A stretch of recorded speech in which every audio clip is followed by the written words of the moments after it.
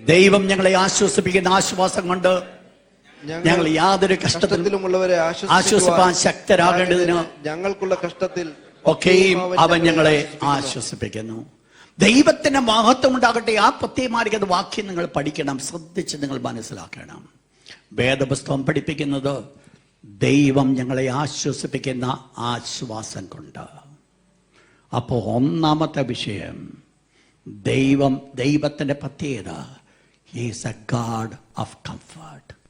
അവൻ ആശ്വസിപ്പിക്കുന്ന ഒരു ദൈവമാണ്. എന്താ അവിടെ സംഭവിക്കുന്നത്?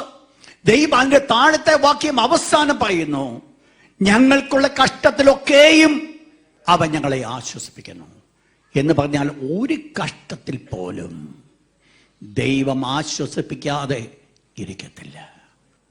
ഒന്നുകിൽ എൻ്റെ പ്രശ്നങ്ങൾക്ക് വിടുതലായിരിക്കുക, അല്ലെങ്കിൽ ഞാൻ ആ പ്രശ്നങ്ങളുടെ മീതെയായിരിക്കും നടക്കുന്നത്.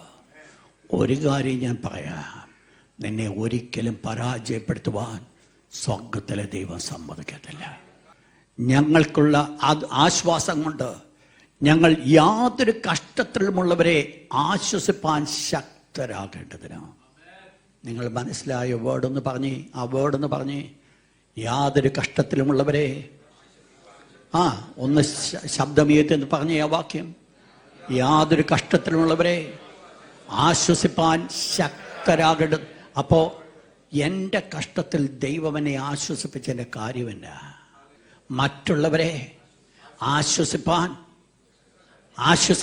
എനിക്ക് അവാർഡാ വേണ്ടേ, ശക്തരാകേണ്ടതിന് എന്ന് പറഞ്ഞാൽ ആ പ്രശ്നം എൻ്റെ ജീവിതത്തിൽ നിന്ന് മാറ്റപ്പെട്ടപ്പോൾ ഞാൻ ആ വിഷയത്തിന്മേൽ ഞാൻ എന്ത് ചെയ്തിരിക്കുക? ഓവർകം ചെയ്തിരിക്കുക.